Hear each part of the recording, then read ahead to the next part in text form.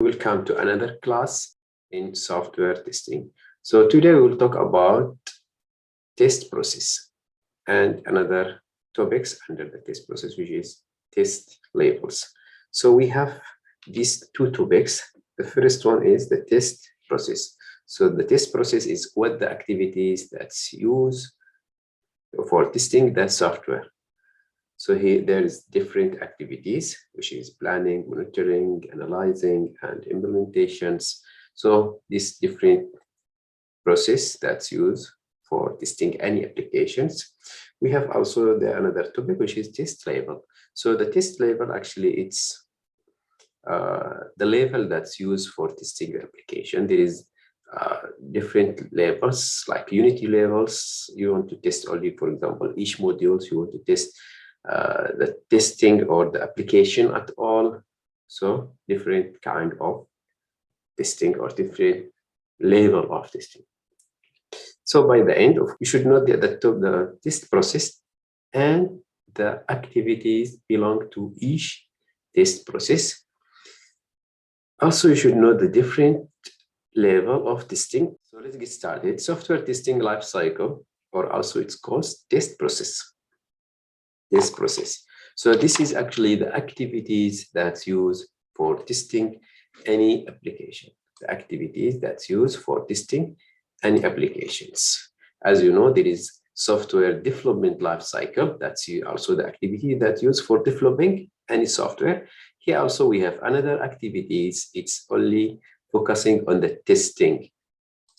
So the activities here is starting by planning the test process, and then analyzing the process, the test, designing the test, implementing the test, executing the test. Out in the end is completions or reporting the test.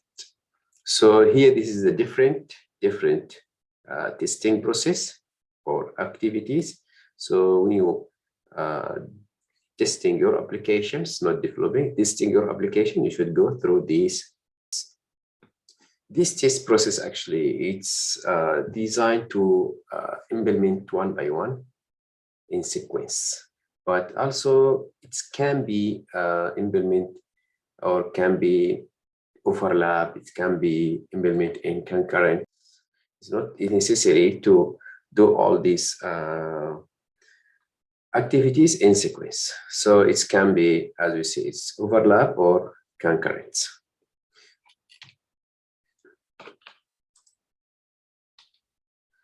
So guys, here I put this slide. It's important slide, guys. Here I put it as a summary. So the summary of these activities, all these activities together. So before we go through each activity in details, so I will summary the activities of each, or the task of each activity, the task of each phases. So because if we go into the details, there is many terms, many concepts you have to understand, but I don't want you to get loose. So here I will briefly explain each activity or each phase of the test process. In the preparing stage, you have to design something. We call it the test plan. Design that something is, we call it the test plan. So the test plan actually is a document. The test plan is a document. It's this document is consist the test objective, the test approach, the team members, the schedule of testing, many details you will see in the next slides. So this is the test plan, the test plan. And the second one, which is test control. So what we mean by the test control? Okay, now you have your plan, but during the implementation of the test process, maybe there is some change and you cannot follow the plan exactly. So you have state that in test control. So then you will compare your plan and the actual process. And then if there is any out of the track, so you have to also state it there. The third one, which is test analysis. Test analysis. This is very important step. In the test analysis, actually, we analyze the test. So here we can answer what to test, what to test. So in this phase, you have to find out each or what the testable process or what the testable components you want to test. What is the testable? So just for example, you can say, I will test the login module. Also, I will test the sign up modules, for example, like this. So this is, you will know what you test, what you will test. Here, after you know what you will test, you have to design the test.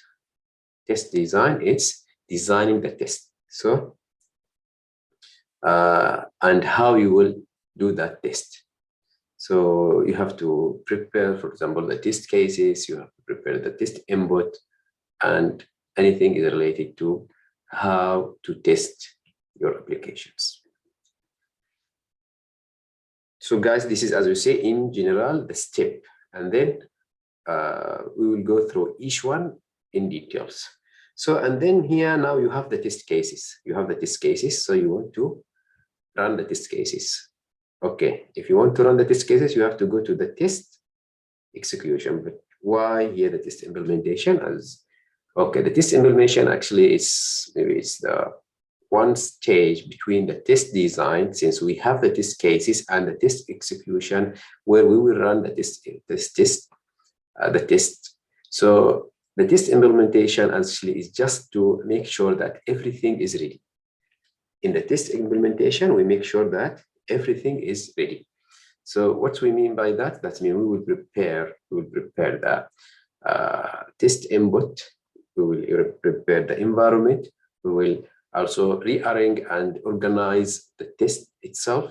So we can rearrange the test cases into, for example, test procedure, also prioritize the test cases. Then we will know which one is the high priority and which one is low priority. So also we can write a test suite, then based on this priority or based on another categories or another criteria. So the test implementation makes sure that everything is ready to run the test cases. In the test cases or in the test execution, we run the test cases. Then we will get some result. Then we have to check the result. Is it fail or pass? And then report also the testing result. So after you finish everything, after you finish testing your application, so you have to report the test. So let's come to the first plan. So let's start with the test plan. In the test plan, we prepare for testing. We create the plan for the whole process of testing. So the test plan is a document describe the scope, the approach, the resource, schedule, and the objective as well. Here we should also describe it in this phase. So here we should also, as we see is the objective, we should also mention also the activities, the tools that use in this plan. So this plan is just planning for the activities, planning for the whole process of the testing. So you have to mention or state the objective, which is very important. The scope of testing also is important. The approach that you will use it, the tools that you will use it, the team member, the team member who will work on this project. So here it's, as we say, okay, this is the task of these activities or this phase. So the first one is identify the objective. So objective actually is the general goal of the testing, what you are going to test or what the objective of your test. Of course, okay, the general goal or the goal of testing, it's to defects or to detect as much as you can from the software defect. Okay, So this is the objective. We come to the scope. What you want to test. For example, I want to test only the software, for example, the functionalities of the software. I'm not going to touch the compatibility of the system with the hardware, because this is another tester will do that. So, or maybe this is not belong to our team. So we have to test, or we have to state the scope, or in or out, in the scope or out the scope. So also the test approach, what you want to use for testing the applications. Also the resource, anything you use it, anything, even the human resource, the budget, the software, anything it's related to the resource. Also the policy or the test strategy. Test strategy actually is the company goal, for example, the company strategy. So this is, you follow your company strategy, for example, and they have their own strategy. So after that is the schedule. So we have schedule, we will show you how to write the schedule, and then also define the risk.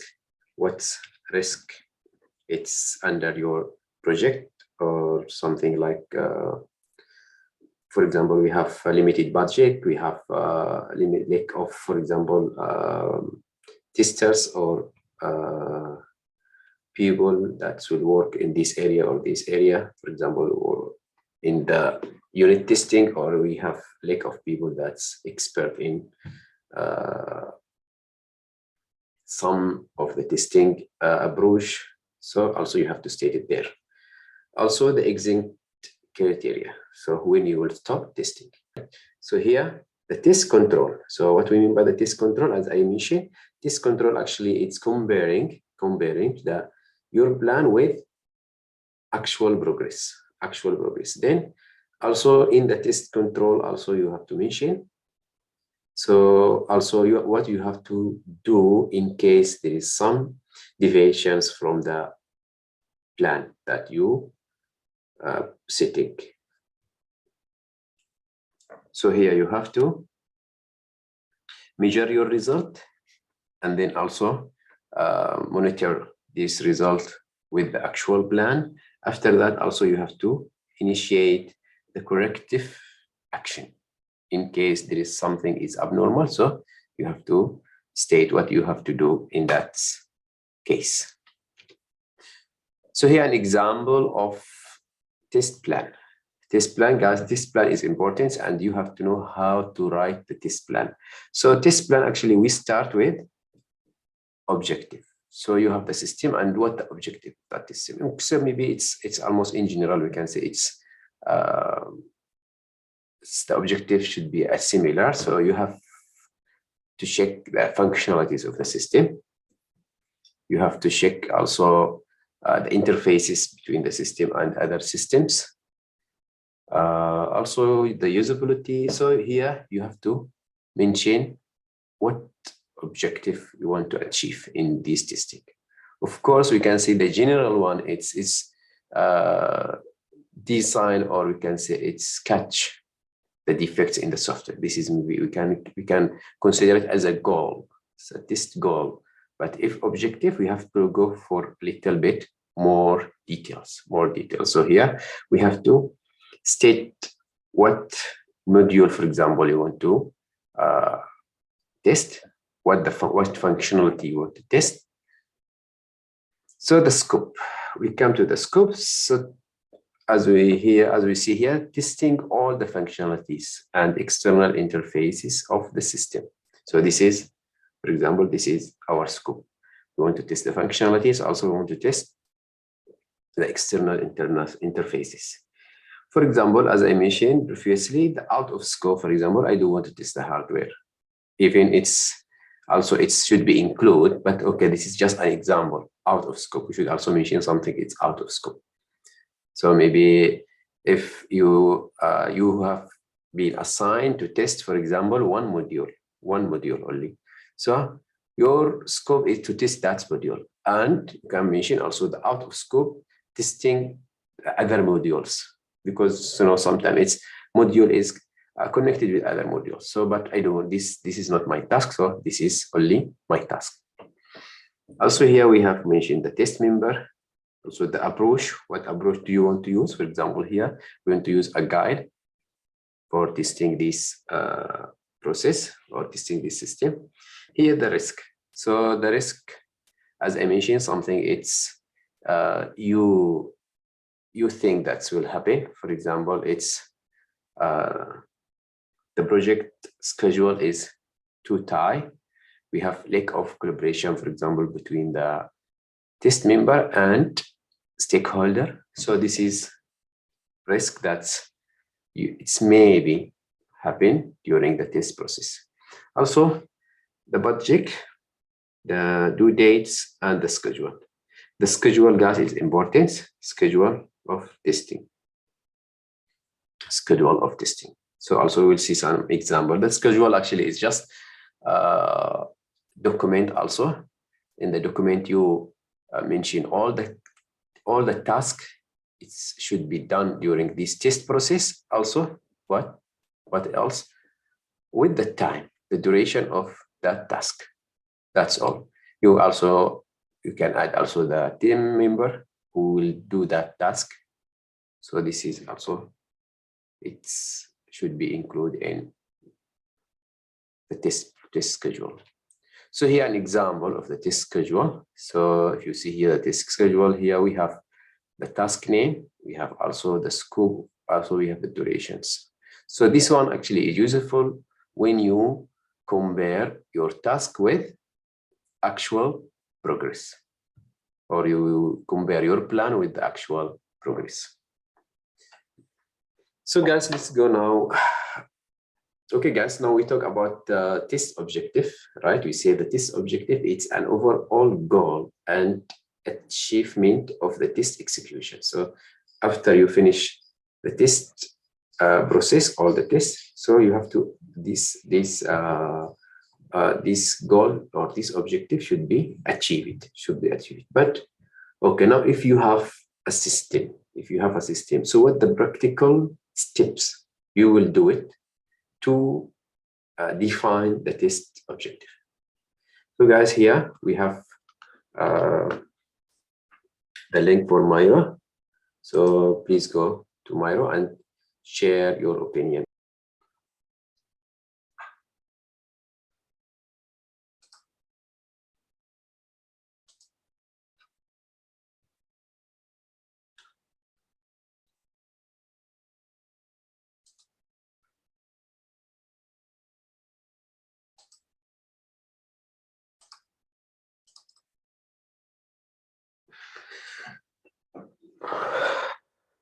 Hello guys, again. Okay, thank you for the answers.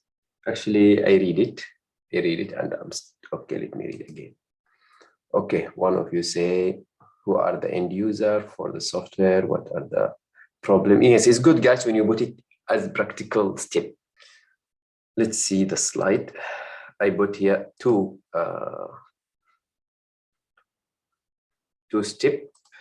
First, okay, to list all the requirements that you needed.